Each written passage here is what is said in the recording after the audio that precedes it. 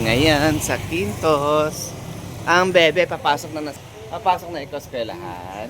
Papasok na ikaw eskwelahan. Wow! Pabili po. Pabili po ang tinapay. Abot mo yung pera? Saan yung pera? Abot mo yung pera? Okay, abot mo yung pera. Pabili po ang tinapay. Yan. Madali, abot mo yung tinapay. Magkano ba yung ilan ang bibigay? Magkano po pandesal? 3. Sige, ano?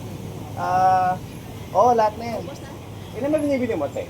30. Ha? 30. 10 piraso. Sa atin, oo. Magkano sa atin? To sa atin. So, binibili mo 10 piraso? O 30 pesos? Ito na lang, ubos na lang. Pero yung binibili mo 30 pesos, 10 piraso? 20 sa atin. 20 pesos. Sige, tag 15 na. Okay na. Sa ganito.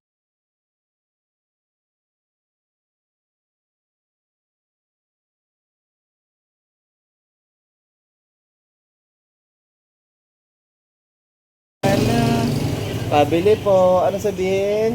Pabili po. Uy, si Mami tumawag. Ba't tumawag si Mami? Oh.